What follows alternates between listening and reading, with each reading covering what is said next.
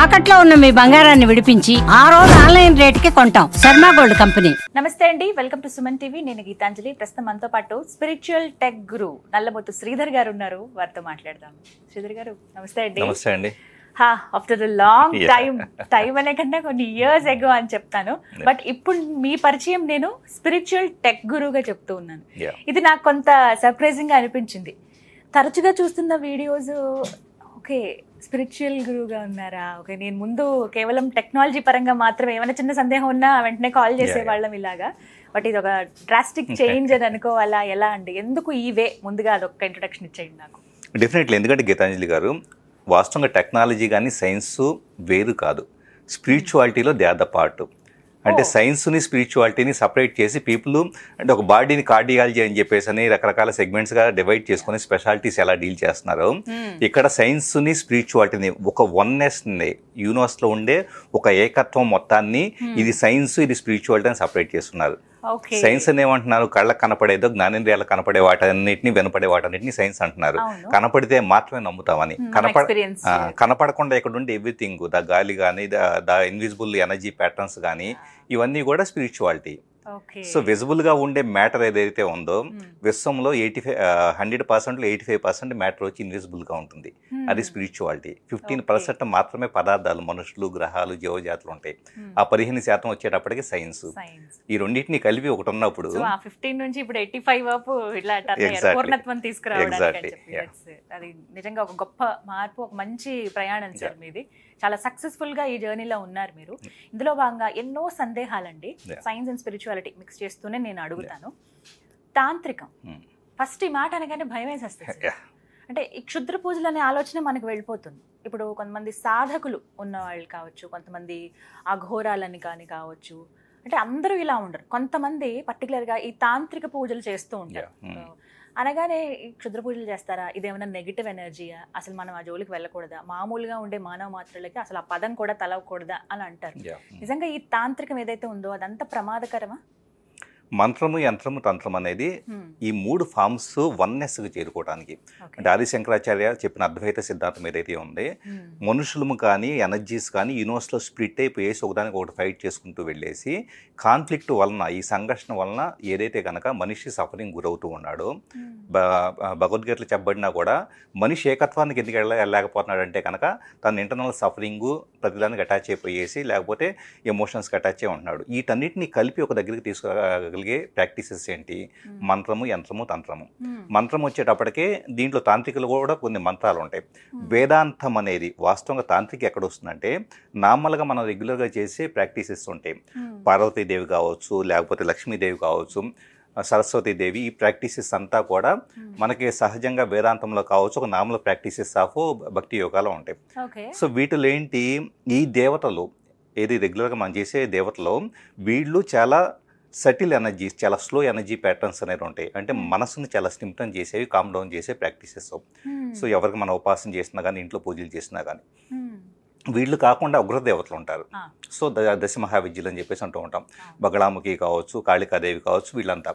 So తాంత్రిక ప్రాక్టీసెస్లో దశ మహావిద్యలకు సంబంధించి ప్రాముఖ్యత ఉంటుంది. తాంత్రిక ప్రాక్టీసెస్లో ఏమవుతుందంటే ఈ ముగ్గురు ఎవరైతే కనుక మనం అనుకుంటున్నాం, సరస్వతీదేవి కావచ్చు, లక్ష్మీదేవి కావచ్చు, వీళ్ళు ముగ్గురు మనం అనుకుంటున్న ప్రాక్టీసెస్లో శరీరంలో మూలాధార, స్వాదిష్టాన, మణిపూరక కింద 3 చక్రాస్ యాక్టివేషన్ మాత్రమే ఉంటుంది. ఎందుకు కింద 3 చక్రాస్ యాక్టివేషను?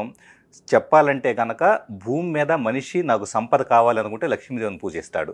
సంపద దేనికి సంబంధించింది? మణిపూరక చక్రానికి సంబంధించేసి మనిషి కోరుకునే ఒక డిజైర్ మణిపూరక చక్ర ఎనర్జీ. సో ఇలాగా భూమి మీద ఒక మనిషిని కట్టిపెట్టి ఉంచి ఇక్కడ సృష్టి చేసి మనిషిని okay you have to co creator of the universe అని చెప్పేది ఏంటంటే కనుక ఇక్కడ మనం చేసుకునే సాత్వికమైన పూజలు. ఈ సాత్విక పూజలు ఏమవుతుంది, మనిషి ఈ లౌకిక ప్రపంచంలోనే ఉంటాడు. అలా కాకుండా దీంట్లో ఈ పూజల్లో కూడా ఎనర్జీ చాలా స్లో మూమెంటం అనేది ఉంటుంది, చాలా సటిల్ మూమెంటం ఉంటుంది. ఎక్కువగా ఆహార పదార్థాలను సాత్విక ఆహారం తీసుకుంటారు చూసారా, అంటే మొలకెత్తిన ఇవి కావచ్చు ఇలాంటివి. అవునండి, అవును. రాజసికము తామసికం కాకుండా కేవలం సాత్విక ఆహారం తీసుకునే వాళ్ళకి మాత్రమే ఈ లక్ష్మీదేవి సరస్వతీదేవి వీళ్ళకి సంబంధించిన పూజలు చేసినప్పుడు ఆ ఎనర్జీ మేనిఫెస్టేషన్ కరెక్ట్గా జరుగుతుంది. ఓకే. అలా కాకుండా రాజసికం కానీ తామసికం కానీ ఇలాంటి కన్జ్యూమ్ చేసే వాళ్ళకి వీళ్ళ ద్వారా పూజ చేయండి, చేసినా కూడా ఎలాంటి రిజల్ట్ పెద్దగా తెలియదు. అందుకనే చెప్తారా veg and non veg? Veg and non veg ఎందుకంటే కనుక నర్వస్ సిస్టమ్ తీసుకుంటే నర్వస్ సిస్టమ్ మసాలాలు ఇలాంటివి తీసుకున్నప్పుడు మసాలాలు ఏంట్లో రాజసికంలో రాజసిక ఫుడ్లో, అదే తామసిక ఫుడ్ వచ్చేటప్పటికి మాంసం కానీ ఇలాంటి వాటిలో మనిషి మొత్తుగా ఉంటాడు. ఈ రెండు ఏం చేస్తాయి నర్వస్ సిస్టమ్ మొత్తాన్ని స్లో డౌన్ చేస్తాయి. స్లో డౌన్ చేసినప్పుడు ఇక్కడ మనం పూజ చేస్తూ ఉంటారు. రేపు ఏదో పూజ అనగానే ఈ రోజు నైట్ దాకా కన్జ్యూమ్ చేసుకుంటారు వీళ్ళు. కన్జ్యూమ్ చేసుకున్నప్పుడు ఏమైంది, రేపు పూజకి సంబంధించి డైజెస్టివ్ సిస్టమ్లో అది ఇంకా అరగకుండా ఉంటుంది కాబట్టి నర్వస్ సిస్టమ్ ఇంపాక్ట్ చేస్తుంది కాబట్టి ఆటోమేటిక్ ఏమవుతుంది, పూజ చేసినా అక్కడి నుంచి కాస్మిక్ ఎనర్జీ దేవతల దగ్గర నుంచి వచ్చే కాస్మిక్ ఎనర్జీ మన ఎనర్జీ బాడీలోకి వచ్చిన దాన్ని తెలుసుకునేటంత సెన్సిటివ్గా మన నర్వస్ సిస్టమ్ లేదు.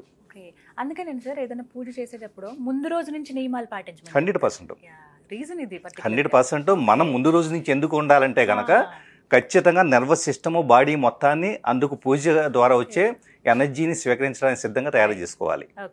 సో అందువలన మనకి ఈ పర్టికులర్ దేవతలకు సంబంధించి వచ్చేటప్పటికి సాత్వికమైన దేవతలకు సంబంధించేసి ఎలాంటి ప్రాబ్లము లేదు. కానీ ఇప్పుడు ఎవరైతే హయ్యర్ ఎనర్జీ ప్రాక్టీసెస్ చేయాలనుకుంటున్నారో సో హయ్యర్ ఎనర్జీ ప్రాక్టీస్ చేసేవాళ్ళు తంత్రాకి సంబంధించిన ప్రాక్టీసెస్ చేస్తూ ఉంటారు. డైరెక్ట్గా అలా తంత్రాకి వెళ్ళొచ్చు, బ్రహ్మాండంగా వెళ్ళొచ్చు, ఎలాంటి పద్ధతి ఉండదు. మెయిన్ ప్రాబ్లం ఏంటంటే వీటిలో యమనియమాలు ఉంటాయి, వీటిలో నామల్లో ప్రాక్టీసెస్లో అయితే అక్కడ యమనియమాలు కానీ ఎలాంటివి ఏమి ఉండవు. అంటే స్నానం చేయాలి, ఎలా చేయాలి ఎలాంటిది ఏది ఉండదు. కాకపోతే చాలామంది ఎందుకు భయపడతారంటే ఏదైనా అంటే బయట ఒక డాగ్మా ఉంది ఏంటంటే ఇలా చేస్తే తిరగ కొట్టిద్ది, ఉగ్రదేవతలు ఇచ్చేస్తే ఇది అవుతుంది అది ఇది అని చెప్పేసి అని చెబుతూ ఉంటారు.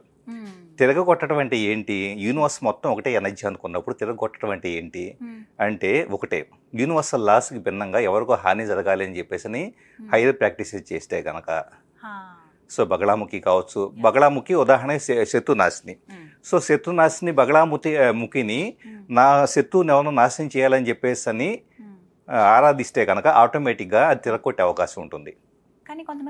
చేస్తారు, అది ఈ క్షణానికి ఫలితం అవచ్చు కానీ ఎప్పటికైనా ప్రాబ్లం ఉంటుంది. రెండోది అసలు నిజమైన శత్రునాశిని ఎలాగంటే బగళాముఖినే తీసుకోండి, మన యొక్క ఈ ఏరియా మొత్తము కూడా ముఖము ప్లస్ ఎంత స్తంభించేలాగా కంఠం కానీ స్తంభించేలాగా చేస్తాయి. ఎలాగా మన నోటి నుంచి ఒక అపార్థం సృష్టించే మాట కూడా రాకుండా మన నోరు కంట్రోల్లో ఉండేలాగా, మన ఎనర్జీ ప్యాటర్న్స్ కంట్రోల్ ఉండేలాగా ఎవరైతే ఉపాసన చేస్తున్నారో ఆ వ్యక్తి కూడా పూర్తి కంట్రోల్ స్టేట్కి వస్తాడు. ఓకే, అందుకే అమ్మవారి రూపం కూడా ఇలా ఎదుట నాలికని ఇలా చేస్తున్నట్లు ఉంటుంది. ఎగ్జాక్ట్లీ. సో మనకి ఫస్ట్ మనకే మన ఇంటర్నల్ ఈగోని కానీ మన internal expression of the speech కానీ నెగిటివ్ థాట్స్ని కానీ వీటన్నిటిని కట్ చేస్తుంది. మనం ఏం చేస్తామంటే ఓన్లీ శత్రువుని మాత్రమే అంటే ఎక్స్టర్నల్ ఫోర్సెస్ మాత్రమే కాదు, మన ఇంటర్నల్గా ఉండే బ్లాకేజెస్. ఇప్పుడు నేను సరిగా మాట్లాడలేదు అనుకోండి, నేను మిమ్మల్ని తిట్టాను అనుకోండి, ఆటోమేటిక్గా మీరు నన్ను తిడతారు, నాకు ప్రమాదం పొంచి ఉంటుంది. ఫస్ట్ ఆ స్టిమ్యులెంట్ ఏదైతే ఉంటుందో ఇక్కడ కరెక్ట్ చేస్తుంది. సో ఇలాంటి ప్రాక్టీసెస్ ఎప్పుడు కూడా మన వెల్ఫేర్ కోసం, మన ప్రోగ్రెషన్ ఆఫ్ ద స్పిరిచువాలిటీ కోసం చేయాల్సి ఉంటుంది. రెండోది వీటిల్లో వామాచారం అని చెప్పేసి దక్షిణాచారం అని 2 రకాలు ఉంటాయి. చాలామంది ఎందుకు భయపడతారంటే తాంత్రికం అంటే వామాచారంలో వచ్చి ఈ ఆల్కహాల్ తీసుకోవడం కావచ్చు, సెక్స్వల్ ప్రాక్టీసెస్ ద్వారా కావచ్చు, ఇలా కొన్ని ఉంటాయి, మాంసం తీసుకోవడం కానీ ఉంటాయి. ఏంటి ప్రాక్టీసెస్ ఏంటి, ఆల్కహాల్ తీసుకోవటం ఏంటి, ఇదేంటి అని చెప్పేసి పీపుల్ ఒక డాగ్మా, ఒక బ్లాకేజ్ ఉంటుంది. వామాచారంలో వాస్తవంగా లెఫ్ట్ హ్యాండెడ్ ప్రాక్టీసెస్ అంటారు. లెఫ్ట్ హ్యాండెడ్ ప్రాక్టీసెస్ అన్నిట్లో కూడా అవి ఎందుకు ఉన్నాయి, ఒక ప్రాక్టికల్ సైంటిఫిక్ ఎక్స్ప్లెనేషన్ చూస్తే మనిషి ఎప్పుడు ఒక పద్ధతి అని చెప్పేసి ఒక హార్మోనీలో ఉంటాం. ఓకే, పద్ధతి అని చెప్పేసి అనుకుంటే ఇప్పుడు బాగా నీట్గా ఉండి ఇల్లు తీసుకుందాం, ఒక మురికివాడ తీసుకుందాం. ఓకే, పద్ధతిగా ఉన్న వ్యక్తి మురికివాడకి వెళ్ళంగానే అతని ఎనర్జీ ఫీల్డ్ ఏమవుతుంది, చీచీచా అని చెప్పేసి ఒక రకంగా కుంచుకుపోతాడు. మరి విశ్వానికి మురికివాడ ఒకటే, పద్ధతి ఒకటే, రెండు ఒకటే. విశ్వానికి డిఫరెన్స్ లేనప్పుడు అద్వైతానికి అంటే మంచి చెడు అని చెప్పేసి ఇది పద్ధతిగా లేదు, ఇదిగా ఉందని చెప్పేసి అని డిఫరెన్స్గా ఎవరు క్రియేట్ చేస్తున్నారు, హ్యూమన్ మైండ్. సో మన మైండ్ శ్మశానాన్నేమో ఒక బ్లాక్డ్ ఎనర్జీగా చూస్తుంది, ఈ పర్టికులర్ చేతిలో వచ్చేటప్పటికే కళేబరాలు తీసుకున్నా కానీ లేకపోతే కనుక స్కల్లు తీసుకున్నా కానీ వీటిని బ్లాక్ ఎనర్జీగా భయపడుతూ ఉంటాం. ఇవన్నీ ఉన్న ఒక అమ్మవారి రూపం చూడగానే భయపడిపోతాం. సో ఈ రెండు మంచి చెడు ఇక్కడ డిఫరెన్స్ ఏమీ లేవు, మొత్తం ఉన్నది ఒకటే అని చెప్పేసి అనే ప్రాక్టీసెస్ వామాచారం. అంటే నెగిటివ్గా జడలు విరబోసుకొని పూర్తిగా స్నానం చేయకుండా అఘోరాలు కానీ లేకపోతే నాగసాధువులు కానీ ఎవ్రీథింగ్ రకరకాల ప్రాక్టీసెస్ ఎందుకుంటాయి అంటే because there is no separation between good and bad. Universe అంతా ఒకటే. ఈ ప్రాక్టీసెస్ ద్వారా మమ్మల్ని మేము సాధకులుగా ప్రూవ్ చేసుకుంటూ మేము వీఆర్ గోయింగ్ టు అద్వైత అని చెప్పేసి అనేది శివుడికి చేరుకుంటున్నాం అనేది ఆ ప్రాక్టీస్. అంతేగాని మనకు తెలియకుండా వార్తాపత్రికల్లో వీటన్నిటిలో ఏం చేస్తున్నారంటే క్షుద్ర పూజలు చేస్తూ ఉంటారు, ఇలా చేస్తూ ఉంటారు, కొన్ని పదాలను వాడుకొని మనం భయపడుతూ ఉంటాం. ఎగ్జాక్ట్లీ. ఇంకొకటి ఇక్కడ టెంపుల్కి వెళ్తే ఏం జరుగుతుందంటే ఎక్కడైనా ఫర్ ఎగ్జాంపుల్ ఉగ్ర రూపంలో ఉన్న అమ్మవారి దగ్గరికి వెళ్ళి దండం పెట్టుకోపోరంటే అక్కడ రూపాన్ని చూడగానే పీపుల్ భయపడతారు. సో బ్లడ్ వస్తున్నట్లు రకరకాలుగా అని చెప్పేసి అనుకోండి. ఏమైంది, ఎందుకు భయపడుతున్నారు అంటే మీ ఇంటర్నల్గా మూలాధార చక్ర భయం అనేది మూలాధార చక్ర ఎనర్జీ బ్లాకేజ్.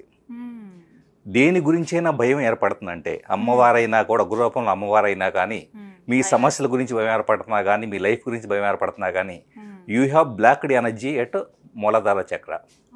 సో భయం కలిగించే అంశం అనేది స్టిమ్యులెంట్ ఎదురుగా కనపడంగానే ఇంటర్నల్గా మూలాధార చక్రాలో రెజినేట్ అయిపోయేసి భయం అనేది పుట్టుకొస్తుంది. అంటే అక్కడ మనం ఏం చేసుకోవాలి, మూలాధార చక్రాలో నాకు బ్లాకేజ్ ఉంది, భయం పుట్టుకొస్తుంటే మూలాధార బ్లాకేజ్ ఉంది అన్న విషయం ఐడెంటిఫై చేసుకొని దానికి కొన్ని గ్రౌండింగ్ ప్రాక్టీసెస్ చేసుకుంటే కనుక కొన్నాళ్ళకి అమ్మవారి దగ్గరికి వెళ్ళినా కూడా భయం ఏర్పడదు. సో ఇలాగ ఎక్స్ప్లోర్ చేసుకుంటే వెళ్తే మనకే తాంత్రికం అనేది భయంకరం కాదు. తంత్రం ఎవరైనా బ్రహ్మాండంగా ప్రాక్టీస్ చేసుకో. ఇంకొకటి ఏంటంటే ఉమెన్ చేయకూడదు ఇలాంటివి కూడా అక్కడ ఏమి ఉండదు, ఎవరైనా చేయొచ్చు. కానీ సాధారణంగా చూడండి సార్, మహిళలు చాలా అరుదుగా చూస్తాం తాంత్రిక పూజలు. అలా చేస్తేనే అమ్మో నెగిటివ్ అనే భావనలోకి వెళ్ళిపోతాం. కానీ ఇప్పుడు ఆ భయం అనేది అవసరం అంటే ఏం లేదండి. హైయెస్ట్ ఎనర్జీ, ఎందుకంటే నేను ప్రాక్టికల్గా నేను చేస్తూ ఉంటాను కొన్ని ప్రాక్టీసెస్. హయ్యర్ మంత్రాసుకు దశమహావిద్యలో వీటిలో ప్రాక్టీస్ చేసినప్పుడు ఏమవుతుందంటే ఈ థర్డ్ ఐ చక్ర ఈ ఏరియా అంతా కూడా ఇక్కడ ఫర్ ఎగ్జాంపుల్ ఈ ఏరియా అంతా కూడా ఒక్కసారిగా గుంజేస్తున్నట్లు కానీ ఒక్కోసారి ఈ పర్టికులర్ ఐకి సంబంధించి మజిల్స్ ఉంటాయి, ఆ మజిల్స్ టైర్డ్ అయిపోయేసి కళ్ళు మూతలు పడిపోతూ ఉంటాయి. ఒక్కోసారి ఇదంతా కొన్నిసార్లు నాకు స్టార్టింగ్లో మూలాధార యాక్టివేట్ చేసుకోకుండా నేను ప్రాక్టీస్ కొన్ని మంత్రాలు చేస్తే తెల్లారు లేసేటప్పటికి కన్నంతా కూడా ఎంత లవ్ పొడుచుకో వచ్చేస్తుంది, వాచిపోయింది. అప్పుడు దాన్ని రియలైజ్డ్ అంటే ఇదేంటి గురువు లేకుండా చేయకూడదని అంటారు. ఎందుకు గురువు లేకుండా ఎందుకు చేయకూడదు అంటే కనుక నర్వస్ సిస్టమ్ అనేది హ్యూమన్ బాడీలో నర్వస్ సిస్టమ్ అనేది కొంతవరకు మాత్రమే శక్తిని తట్టుకోగలుగుతుంది. ఒక్కసారిగా మనం ప్రాక్టీస్ చేసినప్పుడు ఎనర్జీ అంతా కూడా కాస్మిక్ ఎనర్జీ అంతా ఎక్కువగా వస్తుంది, మంత్ర ద్వారా కూడా నర్వస్ సిస్టమ్ అనేది డిస్టర్బ్ అవుతుంది. కాబట్టి స్టార్టింగ్లో 11 times చేయటం కానీ ఇలాంటివి చేసుకుంటే వెళ్ళిపోతే ప్లస్ గ్రౌండింగ్ ప్రాక్టీసెస్ దానికి సంబంధించి ప్రాణాయామం చేయాల్సి ఉంటుంది. సో ఇవన్నీ చేసుకుంటే కింద దగ్గర నుంచేమో స్టెబిలైజ్ ఉంటుంది, అట్ ద సేమ్ టైం ఈ సైడ్ ఎఫెక్ట్స్ ఉండవు. సో చాలా ప్రాక్టీసెస్ అండి, చాలా నిజం చెప్పాలంటే హయ్యర్ ప్రాక్టీసెస్ యూనివర్స్లోకి చాలా ఈజీగా వెళ్ళగలిగేది తాంత్రికమే. ఇలాగా ఒక అమ్మవారను లేకపోతే ఒక గురువుని తలుచుకుని కొంతమంది చేస్తూ ఉంటారు, లేకపోతే ఒక దేవుడు ఎవరైనా సరే అలా మనం రీచ్ అవ్వచ్చు. ఇప్పుడు మీకు వాస్తవంగా వీటిలో ఉండే బీజాక్షరాలు ఏవైతే ఉంటాయో ఆ బీజాక్షరాలే హైయెస్ట్ రెజినేట్ అవుతూ ఉంటాయి. ఆ బీజాక్షరం పఠించినప్పుడు ఏమవుతుందంటే కంప్లీట్ రకరకాల ప్లేసెస్లో ఓం హ్లీం క్లీమ్ ఇలాంటివి ఉంటాయి చూసారా, హ్రీమ్ అని చెప్పేసి ఇవంతా కూడా ఒక కొన్ని దగ్గర ఎనర్జీ ప్యాటర్న్స్ క్రియేట్ చేసి నర్వస్ సిస్టంలో బ్లాకేజెస్ ఎప్పుడు కూడా మన సమస్యలు చిన్నప్పటి నుంచి మనం చేసిన సమస్యలు కానీ ఫేస్ చేసిన ఎనర్జీ బ్లాకేజెస్ అన్నీ టిష్యూ లెవెల్లో పెయిన్ బాడీగా పెనెట్రేట్ అయి ఉంటాయి.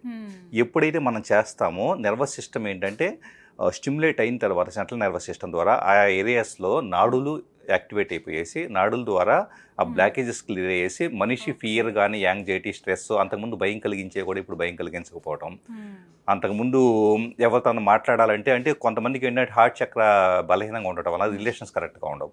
సో ఒక ప్రాపర్ కమ్యూనికేషన్ పెరగటం ద్వారా రిలేషన్స్ ఉండటం ఎన్నో రకాల అడ్వాంటేజెస్ అండి. నిజంగా చెప్పాలంటే ఒకప్పుడు నేను మంత్రాలని చాలా తక్కువగా చూసేవాడిని, ఎందుకంటే ఎక్కువ మెడిటేషన్ ఉండేవాడిని.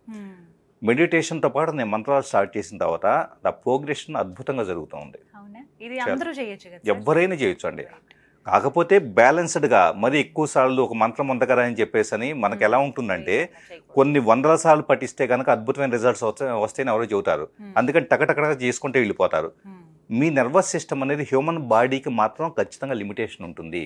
కాబట్టి మెల్లగా స్ట్రెంత్ పెంచుకోవాలి తప్పించి ఒక్కసారిగా కొన్ని లిమిట్స్ ఉంటాయి సార్.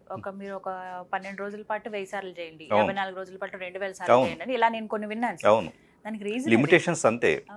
మంత్రం ద్వారా వచ్చే శక్తిని తట్టుకునే ఇది ఉండకపోవటం వలన మెయిన్ ఏమవుతుందంటే హీట్ ప్రొడ్యూస్ అయ్యింది. హీట్ ప్రొడ్యూస్ అయినప్పుడు మనం ఏం చేస్తూ ఉంటాం, బాడీలో బై డిఫాల్ట్ డైజెస్టివ్ సిస్టమ్ కానీ లేకపోతే లింపాటిక్ సిస్టమ్ అని it's the cleaning mechanism. So ఈ రెండింటికి కావాల్సిన వాటర్ అనేది సరిగా లేకపోవటం వలన అవే కాకుండా సహజ ధర్మాలకు కావాల్సిన వాటరే కాకుండా ఇప్పుడు ఎక్స్ట్రా ప్రొడ్యూస్ అవుతున్న హీట్ ఉంది చూసారా, మరి దీనికి ఎక్స్ట్రా వాటర్ కావాలి. అప్పటిదా 2 లీటర్స్ తీసుకుంటే మంత్రాలు ఎక్కువగా చేసేటప్పుడు 4 లీటర్స్ తీసుకోవాలి. లేకపోతే బాడీ అంతా కూడా విపరీతంగా తయారవుతుంది. లేకపోతే శీతలి లాంటి కొన్ని ప్రాక్టీసెస్ ఉంటాయి, నాలుగు ఇలా పెట్టేసి అలాగా. సో ఆ టైప్ ఆఫ్ ప్రాక్టీసెస్ చేసినా కూడా కూల్ అవుతుంది బాడీ. కొత్త విషయం అయితే తెలుసుకున్నాను సార్. డెఫినెట్గా దీనిపైన ఇంకా మరిన్ని వీడియోస్ చేద్దాం అందరికీ తెలిసేలాగా. ఇది ఏజ్తో కూడా సంబంధం, ఎలాంటి ఏజ్లో ఉన్న వాళ్ళైనా చేయొచ్చు అండి. Thank you so much sir. Welcome అండి. నమస్తే. నమస్తే.